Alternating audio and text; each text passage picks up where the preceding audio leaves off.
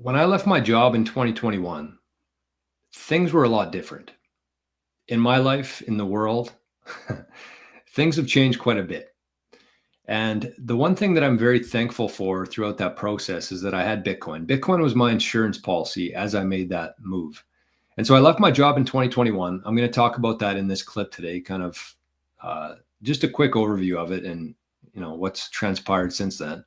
But I'm also going to talk about some things I've learned along the way and some things that I would have done that I would do differently now if I could go back.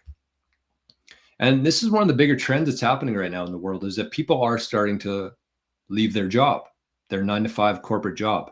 And I'm sure you know somebody, if not yourself, who in the last couple of years has started doing their own thing, whether they started a business, whether they're doing more contract work or consulting, whatever that looks like. This is a trend, and I expect it's going to really ramp up in the next couple years to a decade. That's just where things are moving right now. Between the internet and Bitcoin, we've unlocked a worldwide global economy here, something that never existed before.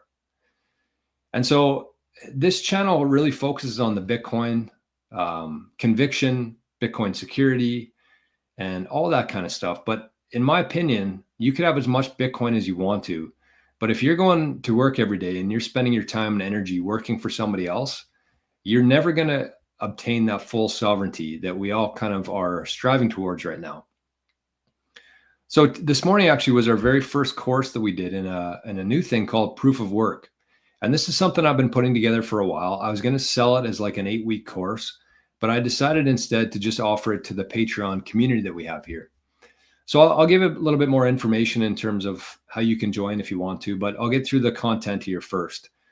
So the course is called Proof of Work, and it's going to be focused kind of on what I'm talking about in this clip today. So I left my job in 2021, and it has not been an easy path to here. First of all, I never expected to be a guy on YouTube at all. That was never my goal. It just kind of organically happened that way. And it's turned into something that's been a big part of my life lately, obviously. And so I was a CPA in my past life. In 2021, I decided to leave after about 10 years in public accounting. And, even though I miss all my coworkers there, I miss, the office setting, some parts more than others.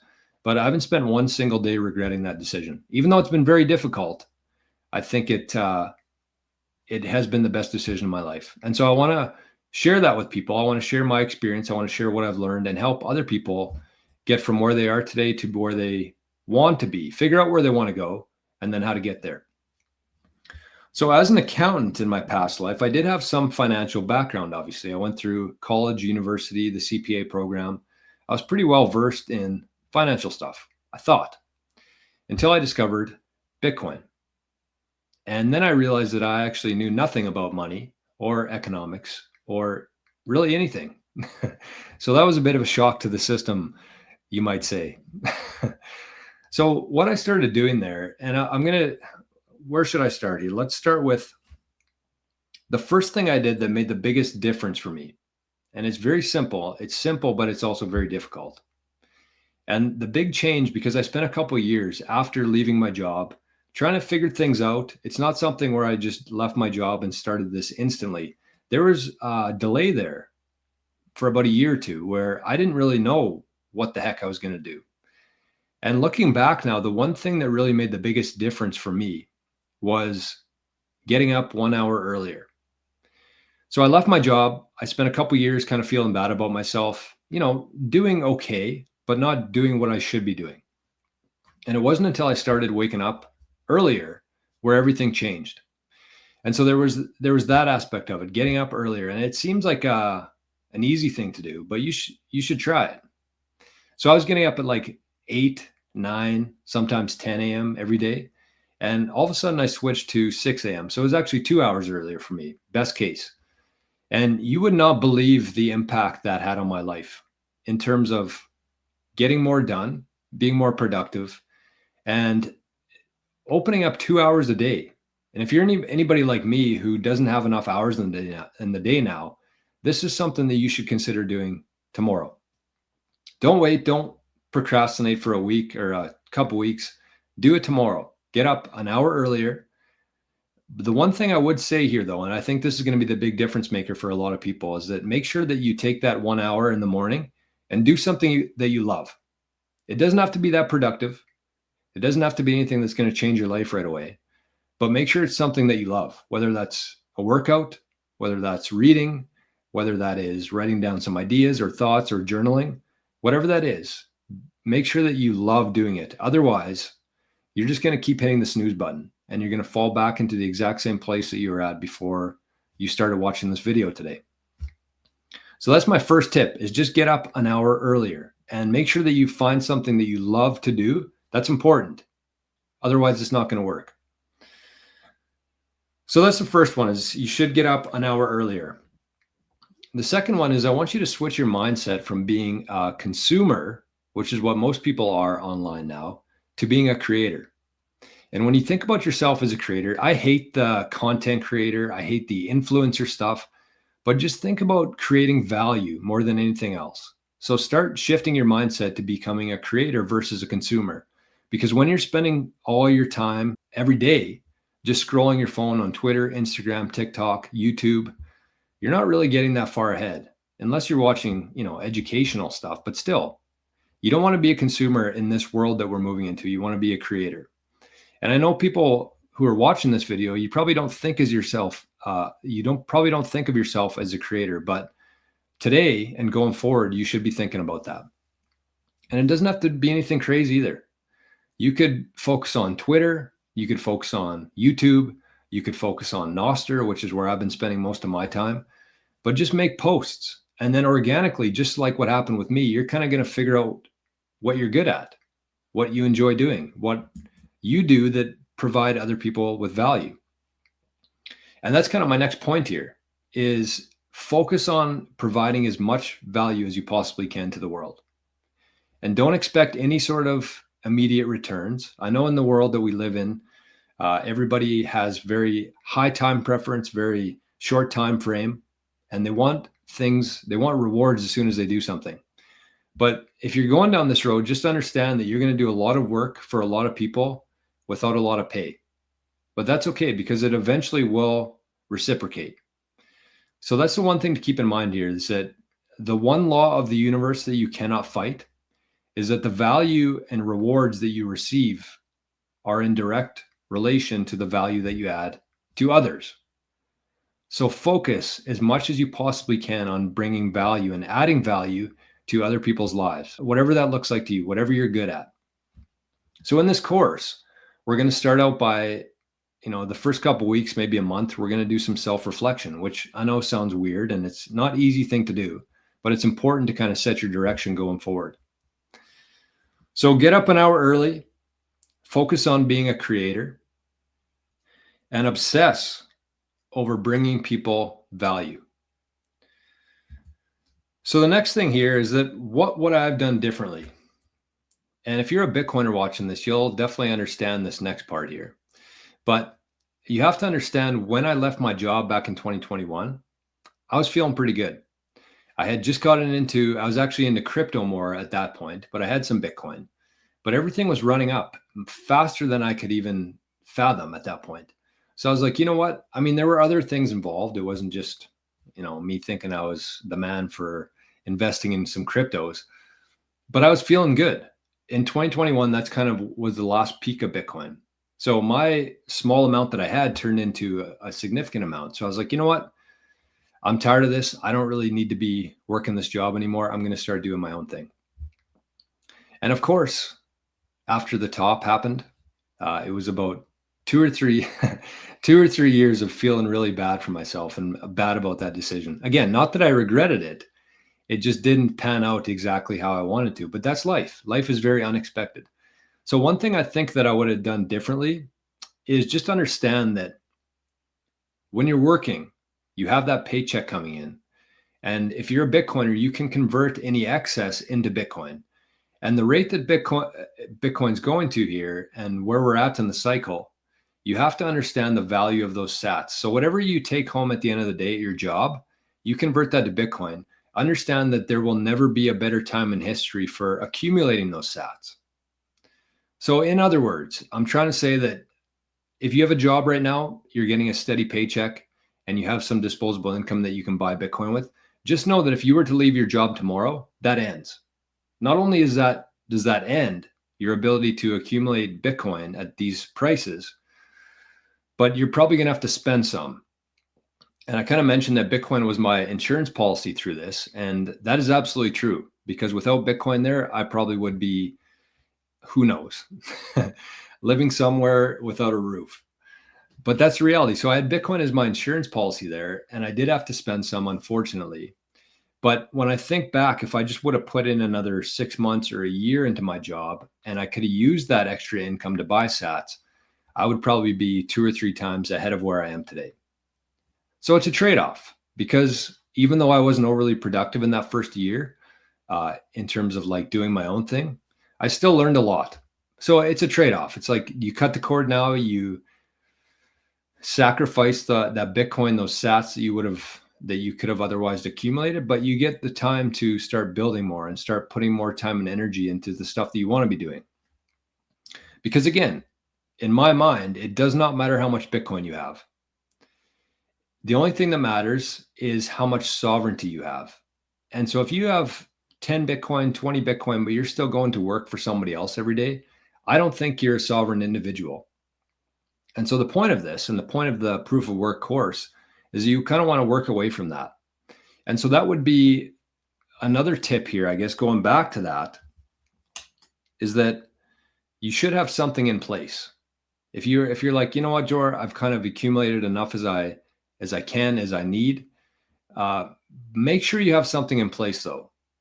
And so if you're watching this today and you're still working your job and you haven't really started doing anything else like a side hustle or a secondary income, start that first. And the perfect opportunity for that is your hour or two in the morning. That's when you can start building whatever it is that you are wanting to create. And thinking back to when I was going through this, I did this for about 2 years.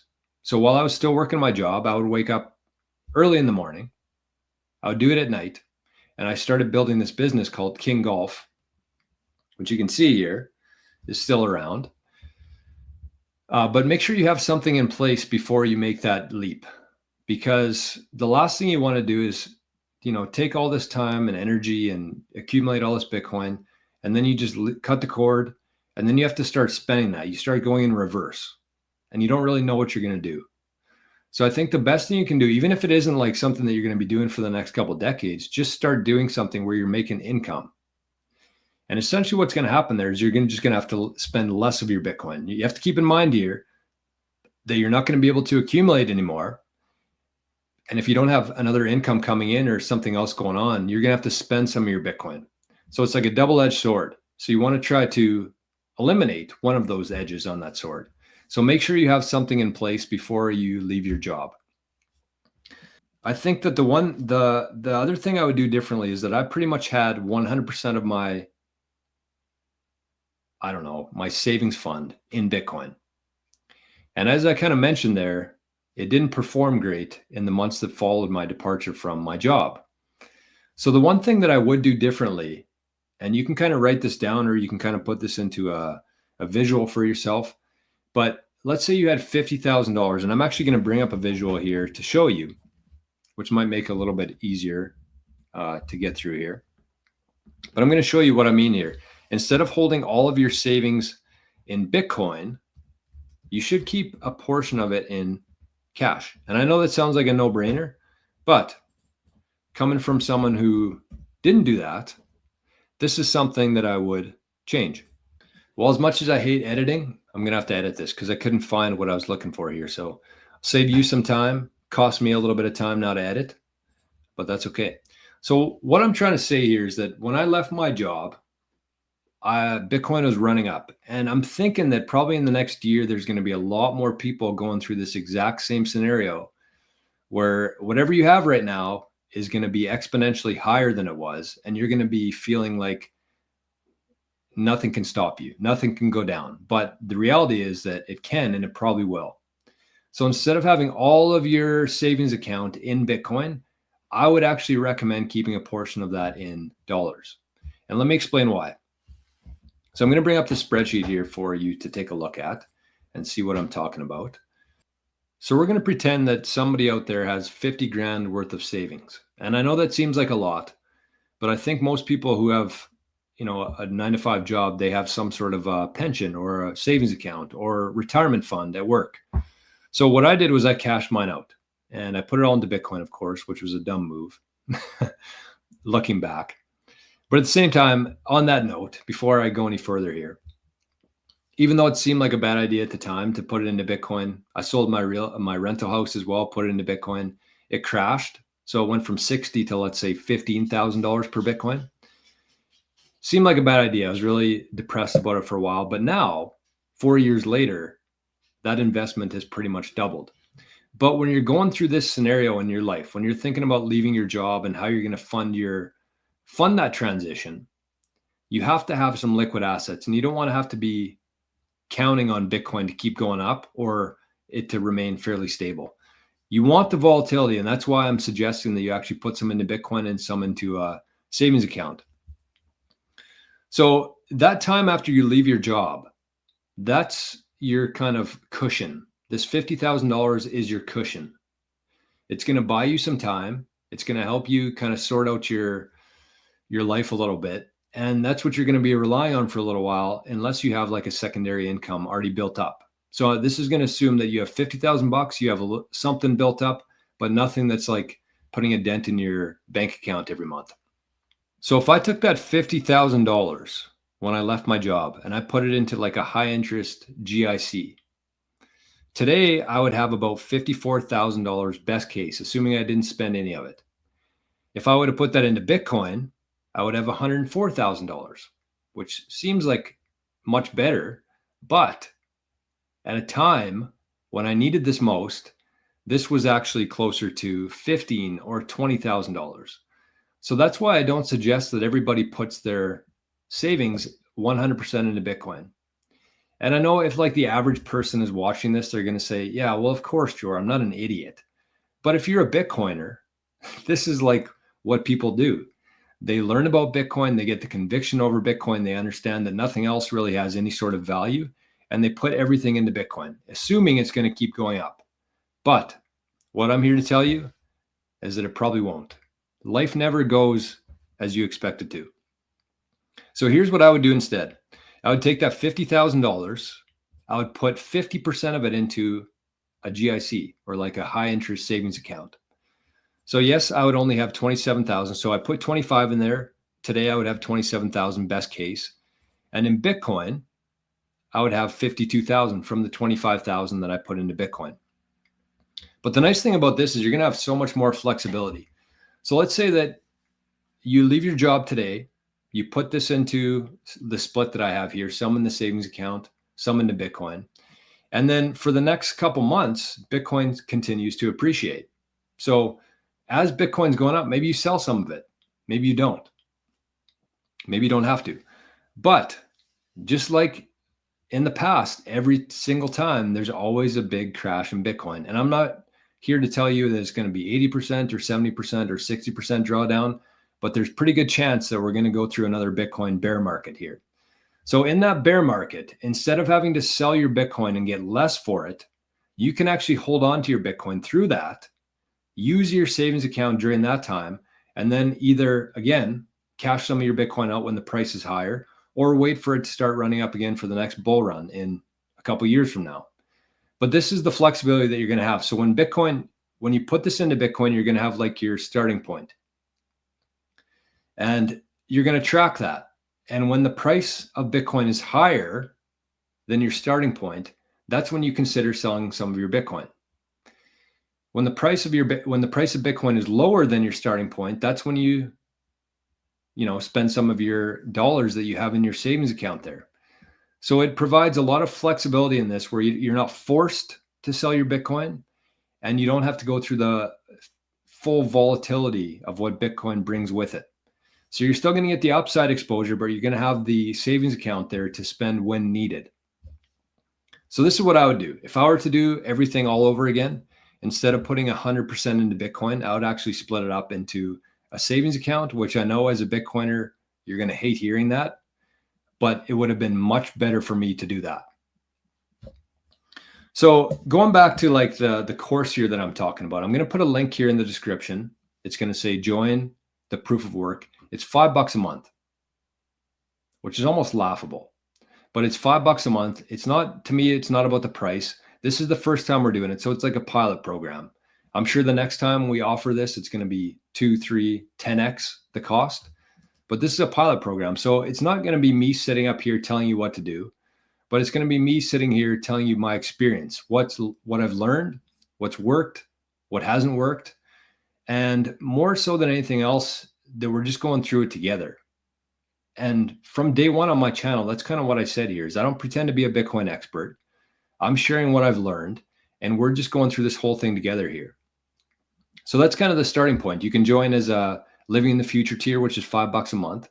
If you're more serious about Bitcoin, there's also an option for 365 days of Bitcoin, where you get a different video every day for all of 2025, starting at 0 and becoming a hero, we'll say, after 365 days. Or if you want a little bit more attention or you need more from me, you can sign up for a higher tier than that, and we can have a quarterly check-in, or there's an option for a monthly check-in. So any of those 3 tiers on the Patreon will get you access to this course called Proof of Work. And it's 100% dedicated to designing your life, transforming your life, and looking at where you are today versus where you want to go. So it's not going to be like a whole bunch of different hacks to try to boost your sales or like get a whole bunch of traction. That's not the mentality within Bitcoin. It's a very long-term focus.